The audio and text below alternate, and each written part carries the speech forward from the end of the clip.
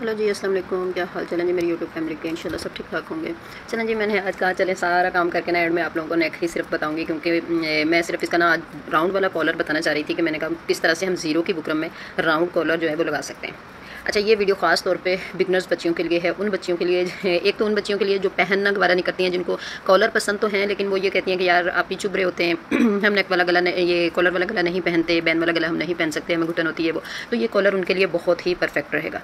ठीक है जी। दूसरी बात ये कि जिनको आता ही नहीं है सिरे से कॉलर लगाना, या उनको लगाने का तरीकाकार ही नहीं सही पता है, वो झूल आ जाते हैं, ये हो जाता है वो हो जाता है, तो उनके लिए ये परफेक्ट कॉलर लगेगा। ठीक है, तो इसको आप फुल वॉच कीजिएगा वीडियो को, आप लोगों को इसमें काफ़ी कुछ बैन के मतलब सीखने को मिल जाएगा जिन बच्चियों को बिल्कुल बैन का पता नहीं है कि बैन कॉलर किस तरह से लगता है। ठीक है, और दूसरी बात यह कि इसमें ना मैंने बिल्कुल एक अलग से तरीके के साथ कॉलर लगाया है, और वो भी ज़ीरो बुकरम के साथ। ठीक हो गया, जो बिल्कुल भी ना तो चुभेगा और ना ही गले के ऊपर तंग करेगा हमें। गर्मियों के ड्रेसेज जो होते हैं ना, उनमें खासतौर पे हम रेडीमेड भी कपड़ा खरीद के लाते हैं ना, तो उसमें हमें ये लग रहा होता है कि नहीं यार कॉलर हमारे चुभ रहा है, तो हम इसको उतार देते हैं। ठीक है, अक्सर ऐसे शर्टें मेरे पास आई हैं कि रेडीमेड सिले सिलाई सूट आते हैं और उनके ऊपर जो कॉलर्स वगैरह लगे हुए होते हैं ना, वो लोग बोल देते हैं कि यार इनको उतार देना। ठीक है, तो उनके लिए ये खास वीडियो है। ठीक हो गया, तो यहाँ पर जी कपड़ा मेरे पास थोड़ा कम बचा था और खूब उसके ऊपर बल चल पड़े हुए थे, क्योंकि यही इतना सा मेरे पास पीस बचा था। ये मैंने कट पीसों में शर्ट तैयार की है, और खैर ये किसी की शर्ट है, मेरे घर की शर्ट नहीं है, तो इसमें ये जो है ना ये कट पीसेस बचे थे। कुछ शलवार का कपड़ा है और कुछ जो है वो शर्ट का कपड़ा है, तो हमने दोनों को लगा के उनकी बच्ची की शर्ट बनाई है। ठीक हो गया, तो यहाँ पर मैंने रेप कपड़ा ले लेना है। ठीक है, इसमें कोई भी नाप तोल नहीं करना हमने।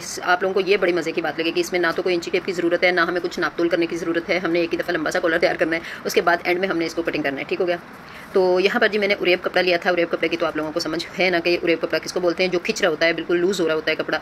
ठीक है, तो ना तो वो आड़ा होता है ना सीधा होता है, जो हम सेंटर में से टेढ़ा कपड़ा कटिंग करते हैं ना, उसको हम जिसको हम मगजी या पाइपिंग शाइपिंग भी जिस तरह से लगाते हैं ना, उस वाले कपड़े को हम उरेब बोलते हैं। ठीक हो गया, यहाँ पर हमने ले लिया ज़ीरो की बुकरम। ठीक हो गया, यहाँ पर ज़ीरो की बुकरम जो है वो भी हमने उरेब में लेनी है, उसको भी हमने सीधा नहीं लेना। सही हो गया, आप 2 इंच का कपड़ा ले लें। वैसे मैंने 2 इंच का लिया था, इसलिए मैं इससे भी ज़्यादा बारीक वाला कॉलर बनाना चाह रही थी, लेकिन मेरी जो ये शर्ट है ना, इसके ऊपर पट्टी जो लगाई हुई है ना, मैंने वी का गला बनाया हुआ है वी शेप में, उसके ऊपर जो कपड़े की पट्टी लगी हुई है ना, वो मेरी तकरीबन 1 इंच से थोड़ी सी कम है।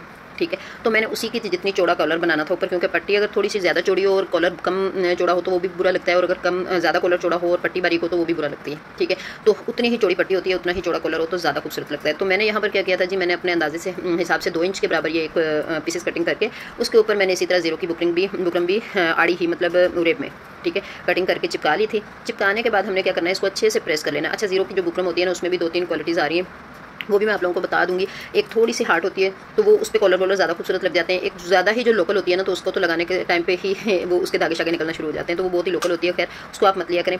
तो ये जो नॉर्मल सी होती है ना, जिसके ऊपर हम रेडीमेड कपड़े लाते हैं तो कढ़ाई वगैरह हुई भी होती है, तो वो जो बुकरम होती है ना, वो मीडियम बुकरम वो होती है। ठीक है, एक अच्छी क्वालिटीज़ की होती है, उसके ऊपर चिपक बड़ी खूबसूरत सी लग जाती है। तो यहाँ पर जनाब मैंने हल्की हल्की सी इसके ऊपर स्टिक लगाई थी, और लगाने के बाद मैंने इसको फोल्ड कर लिया था, तो यहाँ पर मेरी फिनिशिंग आ गई थी गले की। उसके बाद मैंने क्या करना है कि जो जितनी मेरे गले की लगी हुई है ना चौड़ाई पट्टी की, उतनी चौड़ाई मैंने नाप कर लेनी है इसकी, और बाकी का कपड़ा जो है वो साइड में कर देना है। ठीक है, उतनी चौड़ी का मैं निशान लगा लूँगी। मैंने कोई मार्कर या उसके साथ निशान नहीं लिया था, मैंने इसी तरह से हल्की सी इसको दबाया था, तो उसकी क्रेज सी बन गई थी, तो वही निशान काफ़ी था। आप चाहो तो आप पेंसिल यूज़ कर सकते हो, या फिर आप चौक वगैरह यूज़ कर सकते हो। तो यहाँ पर मैंने हल्के हाथ से दबाया था, तो दोनों तरफ से क्रेज सी बन गई थी, तो वो निशान मेरे लिए काफ़ी था। ऊपर से जनाब मैंने जितना उसी क्रेज के हिसाब से मैंने इसको चौड़ाई में लेके ना, तो इसको मैंने इस तरीके के साथ एक बैन की शेप तैयार कर ली थी। इसकी बैन की शेप मतलब बैन की शक्ल बना ली थी इसकी। ठीक हो गया, जिस तरह का बैन होता है। बाकी जो कपड़ा है उसको हम अच्छे से फिनिशिंग दे लेंगे, इस तरह से काट छान करके इसको तराश वराश के ना, तो इसको हम जितना हमने सिलाई में रखना है उतना हक छोड़ लेंगे, बाकी इसको तराश देंगे। ठीक है, और लंबाई ये जितना मर्जी रह ले, इसको हमने एंड में कट करना ही है, इसलिए मुझे कोई प्रॉब्लम नहीं थी इसकी लंबाई की। इसीलिए मैंने इसका गले का नाप भी नहीं लिया था इतना ज़्यादा, बस गोल घुमा के ऊपर से दिखाया था कि ये हम कॉलर लगा रहे हैं। ठीक हो गया।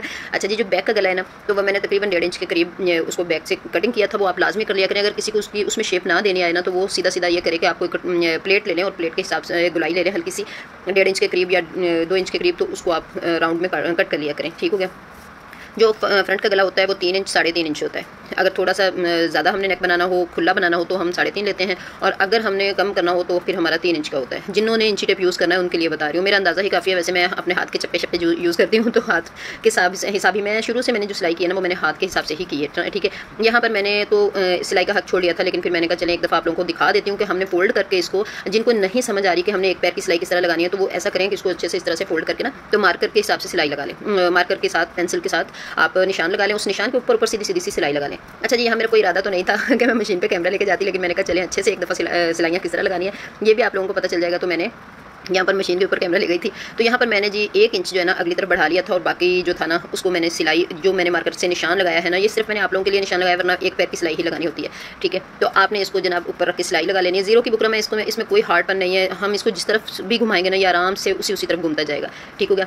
तो इस शर्ट को यकीन करें आप जब पहनेंगे ना तो ये बिल्कुल लगेगा नहीं कि हमने ऊपर कॉलर, गले हमारे के ऊपर कॉलर लगा हुआ है या बैन लगा हुआ है, या हमें कोई कड़कपन महसूस हो रहा है, या हमारी जो कमीज़ है वो आगे पीछे जा रही है, बिल्कुल भी महसूस नहीं होता ये वाला कॉलर, क्योंकि ये जीरो का बुकरम लगा हुआ है इसमें, और ये बिल्कुल भी हार्ड नहीं है, ठीक है जी। तो यहाँ पर मैंने एक पैर की सिलाई लगा रही थी, ठीक है। कोई नाप शाप करने की ज़रूरत नहीं है। अच्छा करना यह है कि आपने नीचे का कपड़ा भी बिल्कुल नहीं खींचना है और ऊपर का कपड़ा भी बिल्कुल नहीं खींचना है, दोनों को एक बार रखना है बराबर। ढीले हाथ से सिलाई लगानी है, बिल्कुल खींचातानी नहीं करनी है। जब जहाँ से आप खींचोगे ना वहीं से झोलाना स्टार्ट हो जाएंगे, ठीक हो गया। और ये इसी कॉलर की बात नहीं कर रही, हर कॉलर की बात कर रही हूँ। कॉलर लगाते हुए हाथ बिल्कुल ढीला रखा करें।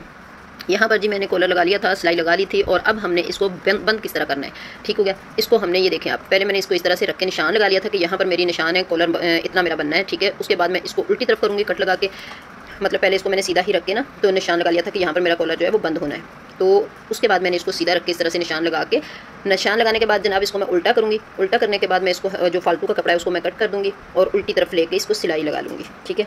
और इसमें मैंने आप लोगों को हर चीज़ दिखा दी थी। अभी भी अगर बच्चियों को समझ ना आए तो फिर भी कमेंट करें, मैं एक दफ़ा फिर से समझा दूँगी। यहाँ पर जी मैं इसको बंद रख लूँगी। बंद इस तरह करना है कि बिल्कुल हमारा जो पट्टी लगी हुई है ना उस पट्टी के साथ हमारी सिलाई आए, क्योंकि फिनिशिंग के साथ फिर ही गला बनेगा। अगर ऊपर से नेक बड़ा हुआ होगा तो वो बुरा लगेगा। हल्का सा कोना मैंने तराश दिया था, उसके बाद आप सुईस के साथ इसको अंदर सेट कर लें या कैंची की नोक के साथ सेट कर लें। चाहो तो आप UH हल्की सी लगा के ऊपर से इस तरह से दबा दें और तब भी ये सेट हो जाएगा। दोनों कोने इस तरह हमने सेट कर लेने हैं। ये देख लें जी, इस तरह से मैंने उल्टी तरफ लेना है और उसको सिलाई लगा लेनी है, लगा के उसका कोना बंद कर लेना है। दोनों कोने पहले बंद कर लेने हैं कॉलर के, उसके बाद आप लोगों ने जो ऊपर बंद करने की सिलाई है वो आपने बाद में करनी है, ठीक हो गया। तो ये देख लें जनाब, दोनों के मैंने कोने जो है ना वो अच्छे से बंद कर लिए थे। कैमरा थोड़ा मुझे सही नहीं लग रहा था, क्योंकि मैंने थोड़ा सा नेक जो है ना वो मशीन के बिल्कुल थोड़ा सा करीब नहीं किया था, थोड़ा दूर रखा था कैमरा, तो इसीलिए पूरी वीडियो शायद पूरी तरह से आप लोगों को नजर आने में मसला हो सकता है। लेकिन मेरे ख्याल में मैंने अपने हिसाब से पूरा ही दिखाया है, कहीं से स्किप नहीं किया है।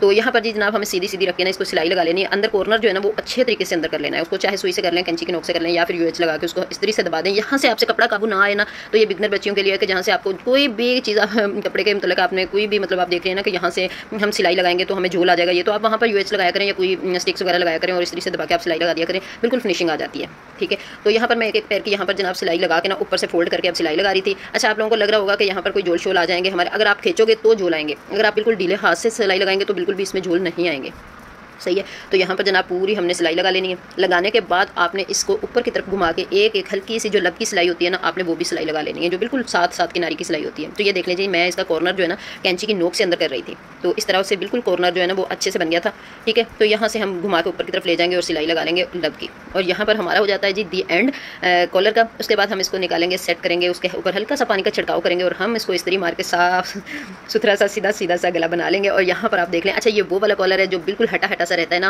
बिल्कुल गले के साथ नहीं चिपकता, ये वो वाला कॉलर है। आप ये देखें, और कितना प्यारा, कितनी फिनिशिंग के साथ, और बिल्कुल सॉफ्ट वाला नेक तैयार हो गया था।